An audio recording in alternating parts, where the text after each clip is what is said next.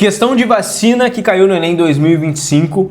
Esse conteúdo a gente aborda geralmente em sistema imune dentro de fisiologia e envolve tanto o conteúdo de imunização, resposta ali adaptativa do nosso corpo e também a aplicação de vacina e soro para o aluno saber o mecanismo, né? É uma questão bem frequente dentro da prova. Vamos analisar aqui junto comigo, né, e aprofundar um pouquinho nesse conteúdo de biologia. A produção de vacinas exige uma sequência de procedimentos. Além do cumprimento estrito de verificações de segurança, no esquema estão demonstradas etapas básicas realizadas para a fabricação de uma vacina. Então a vacina está sendo feita utilizando a tecnologia tradicional. Por que tecnologia tradicional, Renato? Porque a gente tem hoje tecnologias modernas na produção de vacina.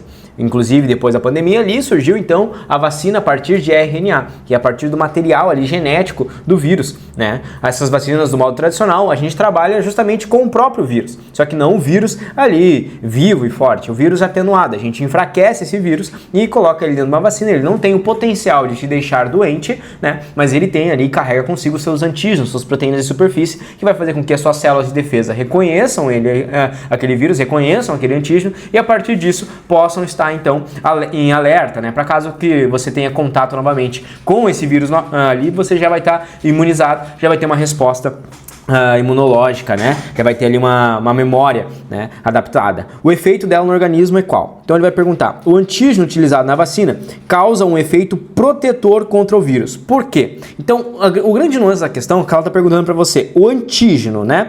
Quem que é o antígeno? Vamos identificar o que é antígeno, o que é cada um para que você possa entender.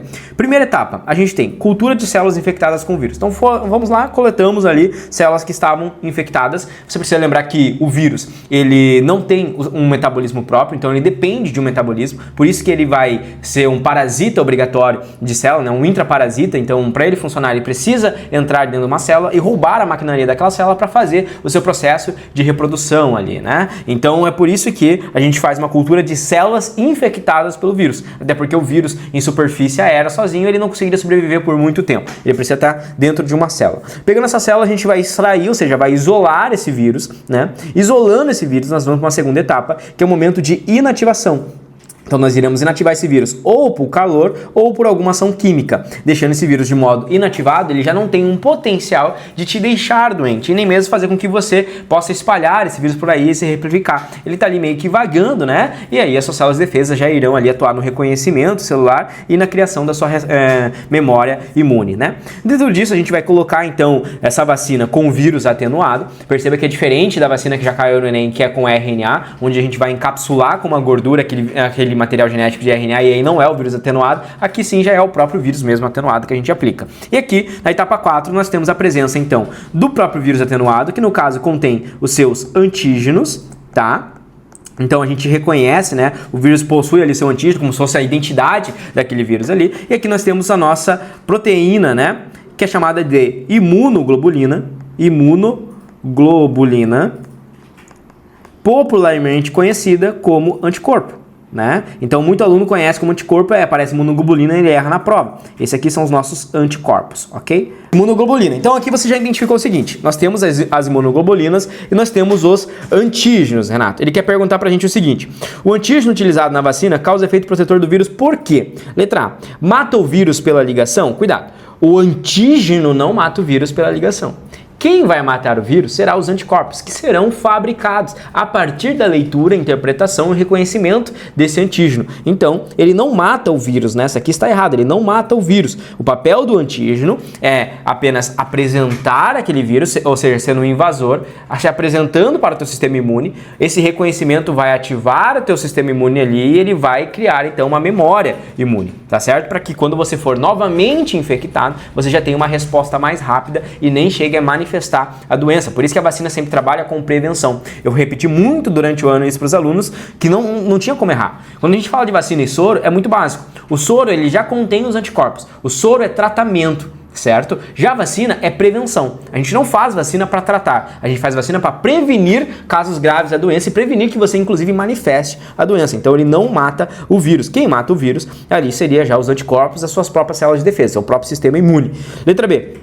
Aglutina o vírus por associação. Cuidado. O papel de aglutinação também é o papel dos anticorpos, certo? Qual que são os papéis dos anticorpos que a gente pode trazer aqui, caso você queira anotar e aprofundar um pouquinho? Porque minha resolução, eu quero trazer uma resolução um pouco mais aprofundada para você e não só falar a alternativa correta, tá? Os anticorpos, que são as imunoglobulinas, nossas células de defesas, ela pode ter o papel, primeiro, de neutralização, tá? Neutralizar. Então, neutralizar nada mais é do que matar. Imagina que, ó, neutralizou o indivíduo, neutralizou o vírus entrou ali, vai ter o papel de neutralização. Pode ter o papel também de aglutinação, né? E aglutinação é se juntar um anticorpo pode se juntar em mais de um vírus. Ele pode aglutinar esse, mais outro vírus, aglutinando eles, facilitando o processo de fagocitose. Existem células que vão então fazer a digestão desses vírus ali, vão fagocitar eles, né? E quando a gente tem os anticorpos podem juntar eles, aglutinar, e aí facilita o processo de fagocitose, né? Então, a aglutinação. A gente percebe a aglutinação mais presente em células sanguíneas, quando a gente vai fazer o teste entre o sangue A, sangue B, ali. O que acontece? Quando você tem um sangue do tipo sanguíneo A, significa que você vai ter proteínas de superfície na sua hemácia que apresentam então um antígeno A, né? Identificando que o teu sangue é A. Para a gente identificar se você é do sangue A, eu vou aplicar um anticorpo anti-A, né? Uma imunoglobulina anti-A ali. E aí, a partir do anticorpo anti-A, vai aglutinar. Por que vai aglutinar? Você vai perceber que aquela célula vai ficar toda aglutinada num cantinho. Aglutinou porque é a ação do anticorpo. Neutralizar, quando é um vírus, e quando tem alguma outra célula, o papel do anticorpo, então é aglutinar, ajuntar num canto para poder fazer a digestão, fazer a fagocitose. Daí outra célula vai fazer essa fagocitose, certo? Então, neutralizar, aglutinar. E ainda existe um outro processo que pode ser feito, que é o processo de opicionização. Renato, nunca ouvi falar disso. Pois é. O Enem não tá vindo pancada? Você não quer levar o nível dentro da biologia? Então vamos se preparar em alto nível.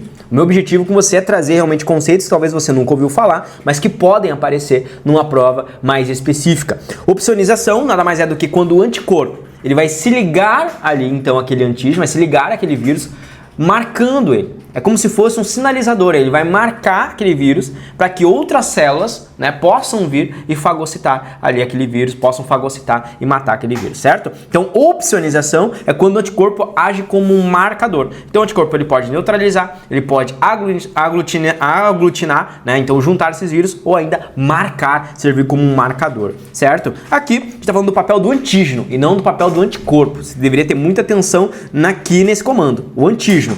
Letra C.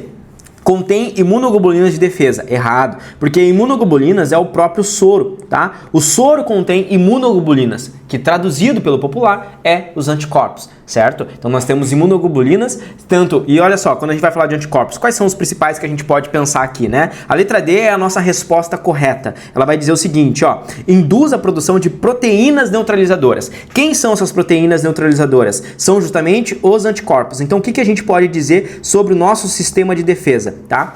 Ao aplicar uma vacina que contém o vírus atenuado, que contém um antígeno, esse antígeno, caindo ali na sua corrente sanguínea, vai ser reconhecido. Células iniciais de defesa vão reconhecer, digamos ali, algumas células de defesa como seus próprios linfócitos, né? Que seriam ali os seus linfócitos T. Então, na sua primeira etapa ali, o que a gente pode dizer? Que os seus linfócitos T irão reconhecer, né? Células iniciais de defesa, que a gente pode chamar, inclusive, são os linfócitos T, CD4, os mesmos linfócitos que são atacados quando você tem ali um vírus da AIDS, né? Do HIV. Ele ataca os linfócitos T, CD4 e por isso que derruba o seu sistema imune. Essa é a primeira célula ali de reconhecimento. A partir dessas células de linfócitos T, CD4, elas irão se especializar, se diferenciar ali em células de defesa como os linfócitos B, inclusive também os linfócitos T, CD8, que já é uma outra categoria, que já envolve daí a categoria de memória, certo? Então, essa especialização dos linfócitos T, CD4 vai se especializar e nós teremos então os nossos linfócitos do tipo B, tá? E outros linfócitos T também se especializando a partir da leitura e do reconhecimento desse antígeno. Isso vai formar a sua memória imunológica, vai para o seu livro lá de memória, reconhecendo. Quando você entrar em contato novamente com esse vírus,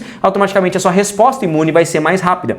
A sua resposta imune dentro do primeiro momento, os primeiros anticorpos, as primeiras imunoglobulinas ativadas são as IgMs, né? Então, imunoglobulina IG e a gente tem a primeira resposta, que é o IgM, é a resposta mais rápida que nós temos, é a primeira. Quando a gente vai tendo ali, então, o processo de formação da sua memória, nós começamos a criar, então, essa memória imune e criamos, então, a imunoglobulina G, que é o famoso IgG. Então, é importante que você lembre o seguinte, a sua primeira resposta é o IgM, a sua segunda resposta resposta é o IgG, que demonstra então uma infecção mais tardia. Quando você se infecta ali nos seus primeiros dias, terceiro, quarto, quinto dia, ao fazer um teste, vai estar ali a presença do IgM positivo, que mostra que a infecção é recente. Quando a gente faz um teste e o IgG já está positivo, significa que você é uma pessoa imune. Então, tanto para quem já foi infectado ou quanto para quem tomou a vacina, ao fazer um teste ali, né, vai aparecer o IgG positivo, mostrando que você já tem uma infecção mais antiga. Isso significa que você já está imune para aquele vírus. E ainda tem um conceito ainda mais específico que pode cair na sua prova, que é a avidez, tá? O teste de avidez demonstra se essa infecção ela é uma infecção antiga, mas quanto tempo ela é antiga. Se ela é antiga há 3 meses, se ela é antiga há 6 meses. Então, quanto maior a avidez, mais antiga é a infecção. Em conceitos mais específicos também podem cair na sua prova. Então, a resposta à questão é o funcionamento básico da vacina,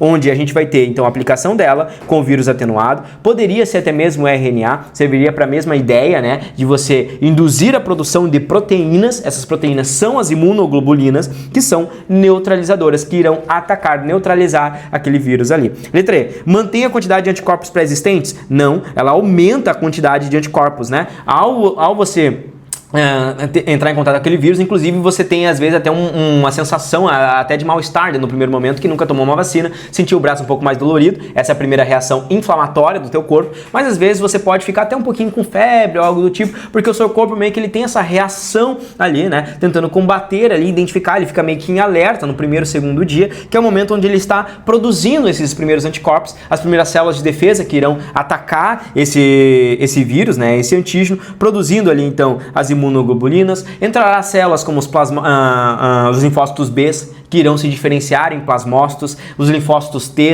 que são células de reconhecimento, também são a próxima linha de defesa. Nós teremos os macrófagos, que vêm ali também comendo, né, esses vírus, esses invasores, fazendo ali endocitose, fagocitose, no caso dos vírus, que também inclui todo esse processo, mecanismo de defesa que é importante que você saiba. Então, assim, uma questão de nível médio para a prova do Enem, eu colocaria essa questão aqui no nível de 1 a 3, no nível 2, nível médio, porque exige do aluno o conhecimento de fisiologia e muito aluno não estudou fisiologia e sistema imune, mas é uma questão clássica da prova, já caíram muitas outras difíceis, que na minha visão a resposta é simples, mas eu acho importante você já ter uma visão sobre neutralização, aglutinação, opsonização, saber linfócitos T, quais são os tipos de linfócitos T, TCD4, depois se especializa para linfócitos do tipo B, que vai se especializar para plasmócitos, linfócitos TCD8, que vem depois, que é a resposta da memória imune, tá? Anticorpos, que se diferencia, IgM, mais recente, IgG, mais antigo, avidez, para ver o quão antigo é ainda.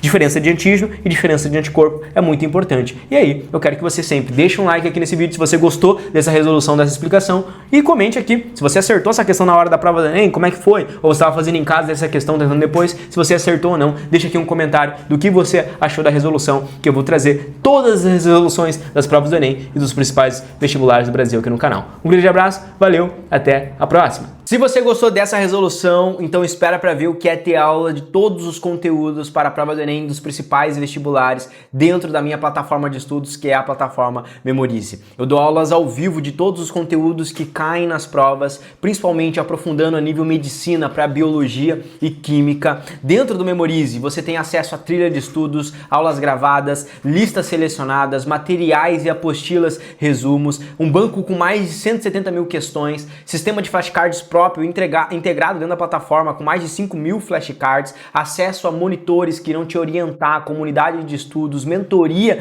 preparatória para a prova do Enem e também os vestibulares mais específicos e difíceis do Brasil. Se você está gostando então dessa resolução e quer mais, ou seja, quer se preparar em alto nível para a prova desse ano, aqui embaixo você vai encontrar o primeiro link, que é um link para você fazer parte da minha plataforma e ter aula comigo de todos os conteúdos e se preparar, elevar o seu nível para ser aprovado ainda esse ano. Clica aqui embaixo e vem fazer parte da maior e melhor plataforma de preparação para Enem e vestibulares do Brasil. Um grande abraço e eu te vejo lá dentro.